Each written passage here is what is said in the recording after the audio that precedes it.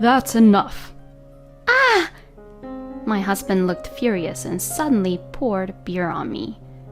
Don't get too cocky when you're the one who gets to live a nice life, all thanks to me. All you have to do is shut up and cook. I can't stand it anymore. I can't stay with this man after being treated like this. I can't do this anymore. I'm leaving. When I said that, my husband instantly changed his attitude. Oh, no, please don't do that. Actually, my husband had to deal with some situation on his own. But it doesn't matter to me anymore, and it's none of my business. You can go straight to hell. My name is Francine. I am a 34-year-old office worker. My husband Wally and I have been married for almost 4 years. We met at a blind date. My husband is an office worker working for a major company. He was 1 year younger than me, so we were almost of the same age, and the conditions he had were perfect. And when we sat next to each other and talked, we had a lot of fun and I was instantly attracted to him. We then exchanged contact information and started meeting just with the two of us. We went out for drinks after work, went on dates on our days off, and grew closer. Soon we started to officially go out, and we're a happy couple. It was about a year into our relationship when we got married. Just as I was about to celebrate my 30th birthday, Wally proposed to me. I want your last memory of your 20s to be a proposal from me. Francine, please marry me. Yes, I can't wait to get married to you, Wally. I was beyond happy. And so, like this, that was how we got married. Married life with Wally was very enjoyable, and I was happy. However, there was one thing that surprised me a little. My husband was extremely a frugal person. We will live with less than $2,000 a month, which includes the rent as a married couple. My husband says something like that the moment we got married. And then he proceeded to live a frugal life more and more. For the time being, we'll live in this apartment's room. He showed me a page of an apartment room from the real estates he found on the internet.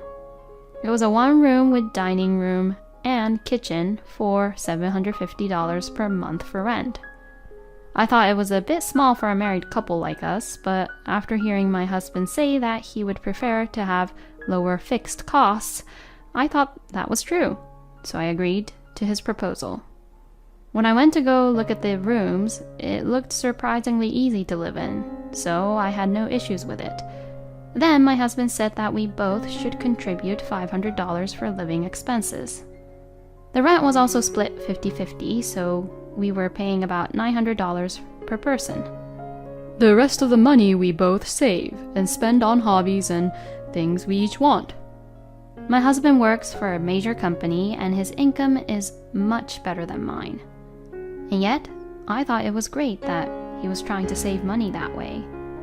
I am also thankful that if the amount I pay is about $900, I have a good amount of money for my savings or for my hobbies. I'm not the type of person who is that greedy to begin with, and I was saving for our future life as a couple. My husband saves a lot more than I do, since he hardly buys anything new, and he seems to be working hard to save money. He works for a major company, is kind, good-looking, and frugal, which is impeccable. I thought I got married to a very nice, kind man. But there was one thing that bothered me a little. My husband would not open a joint account for us as a married couple. Well, it's fine if we don't do that.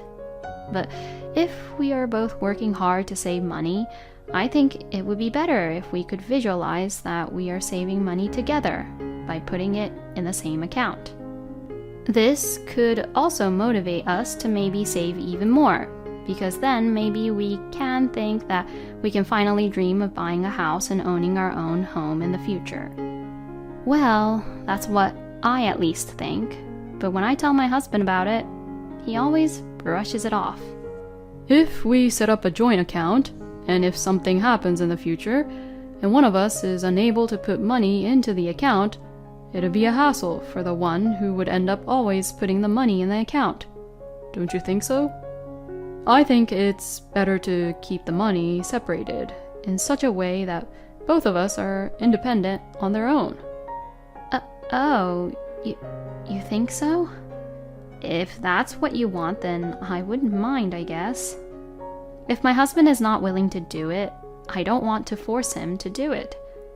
From then on, I accepted the lifestyle of not having a joint account as a couple, and we lived peacefully and had some calm days as a couple. I still spent some days where I wouldn't use my money at all, and I would occasionally go out to dinner with some friends and splurging a bit when buying gifts for my parents. My husband still seems to live frugally, and so after a few years of marriage, we have rarely gone on trips or anything like that. On his days off, Wally would generally stay at home or my husband goes out with friends, but he says that they just go out for drinks at inexpensive popular bars, and even if he goes there, he wouldn't spend much money. My husband is very busy with his work and has to go on business trips over weekends every month, so he doesn't have much time to hang out with his friends a lot. And so, 4 years have passed in our marriage. We have no children, so there is no particular change in our lives. It's not that I was being unsatisfied of our married life, but I was beginning to wonder if we were just living together rather than being a married couple. It sounds nice to say that we were living independently, together, but it didn't feel like we were living as a couple, and it felt more like we were sharing a room together or something like that. I wondered if my husband really loved me. I began to worry about that too. Then one day my husband says something like this: I'm thinking of saving money to build our own home for the future. What? Really? I was happy that my husband said that. I thought he was thinking for the both of us. So I'd like you to put more money into the monthly living expenses, a little more. I understand. Then let's set up a couple's account like we're going to build our own home. When I said that, my husband said, No, we don't have to do that. What? But why not? Wouldn't it be easier that way? Don't worry. I'll take care of the family finances. Then I can save more money if I get the money from you, Francine, in cash, and I'll take care of everything. Really? My husband is certainly a frugal man, but why is he so stubbornly unwilling to set up a joint account with me? I'll help you with the family finances as much as I can too, but... No, it gets messy and confusing when two people try to do it together. I'll get the money from you, Francine, and I'll give you the money for food and stuff from here. Okay, if you say so. I felt a little uncomfortable about Wally's proposal, but I decided to follow his idea. And I started to give him about $500 more every month than I did before.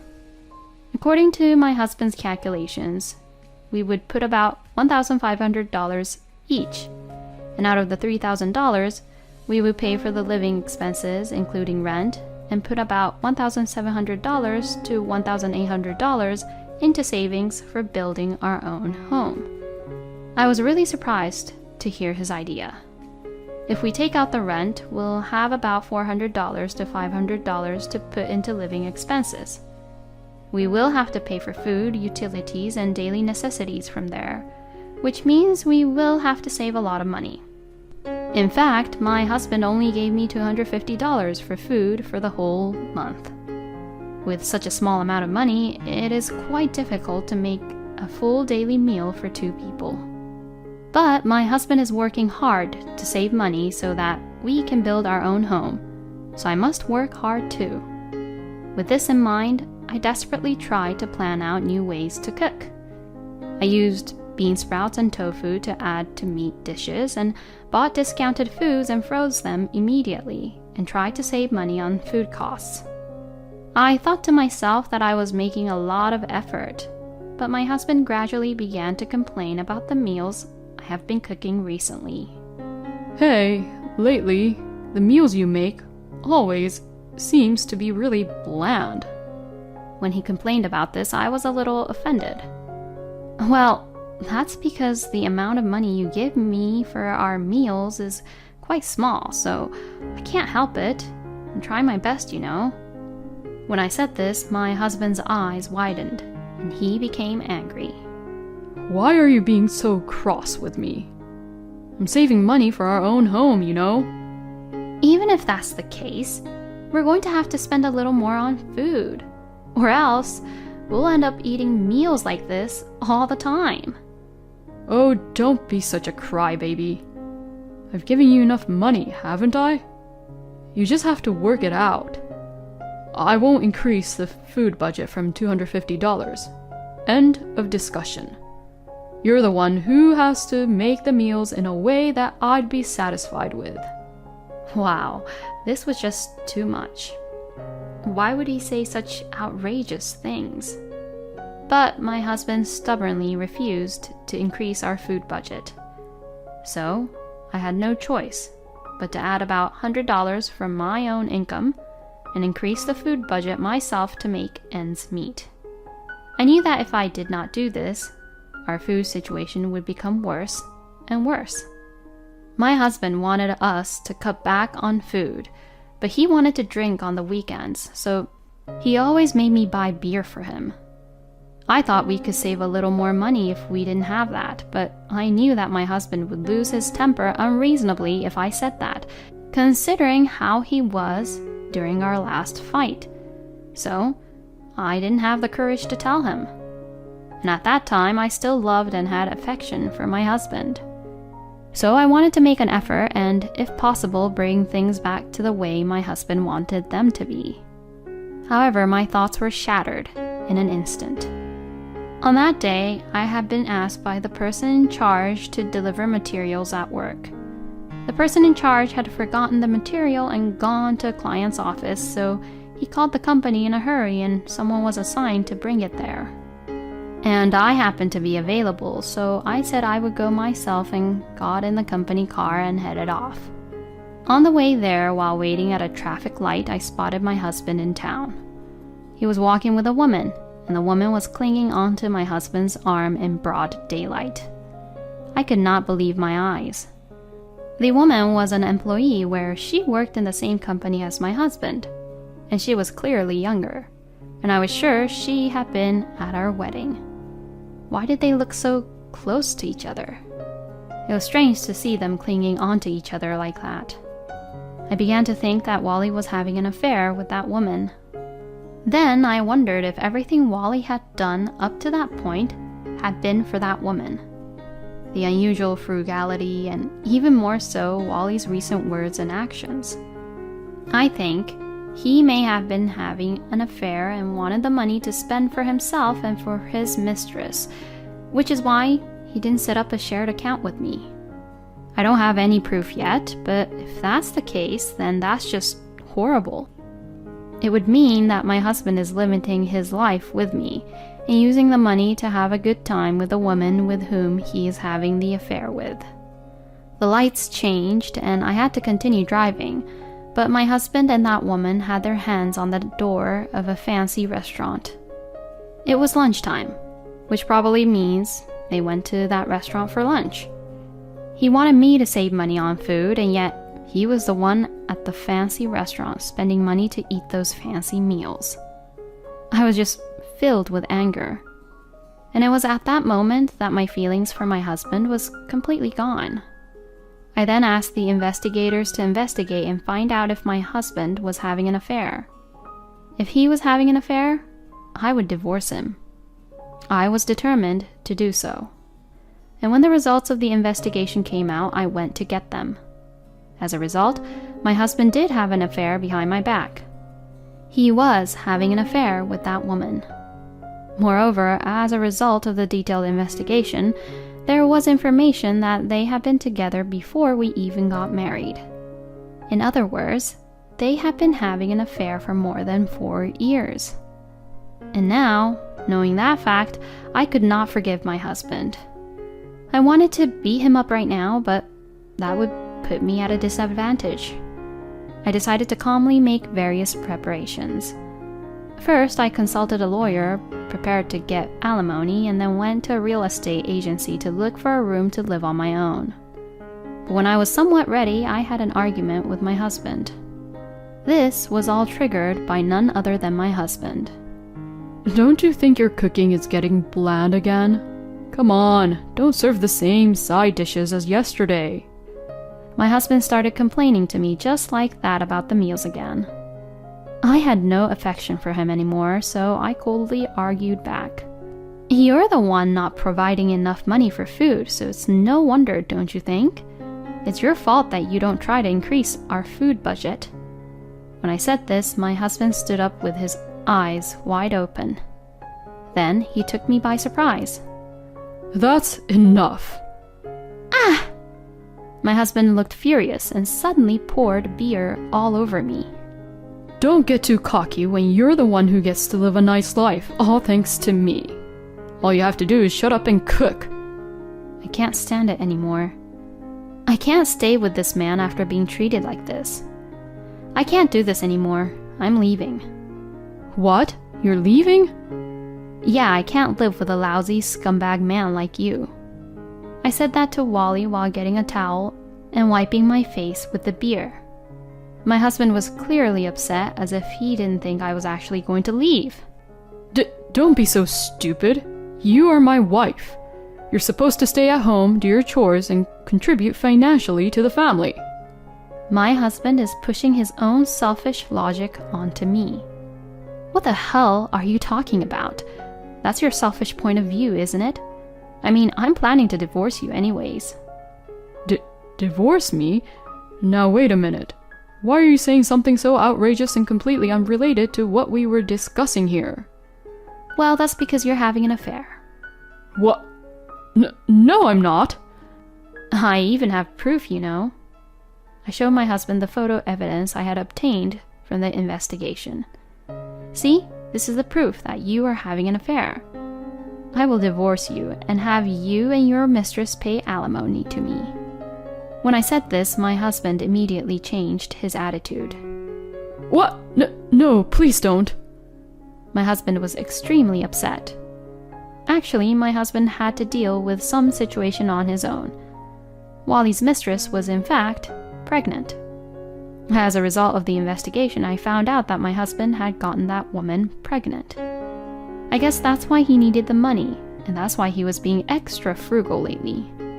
But it doesn't matter to me anymore. I don't care if you need money or not. After all, your life with me was for stability, free money, and to make a good public impression, wasn't it? I got a hold of your colleague and asked him about you, actually. Excuse me? And I found out that actually you've been romantically involved with your colleague who's younger than you for a long time. But it seems like you were talking about marrying a woman who would obediently abide by your rules because you had to get married in order to get ahead in life with promotions and whatnot. And I was the one who fell on your trap, right? I really do feel like a complete idiot. So now that I know the truth, I'll take what I can get from you. And you can go straight to hell. No way. My husband was frozen, looking completely pale. While I saw my husband being like that, I packed up my belongings and went back to my parents' house for the time being. After that, I demanded alimony from my husband and the woman with whom he was having an affair with. I had sent content certificates to their workplaces and my husband's parents' home so that people around them knew about the affair. During the 4-year period of the affair, Wally's behavior was judged to be malicious, and the alimony was much higher than the normal rate because the marriage had been entered into on the assumption that the affair would continue from the beginning.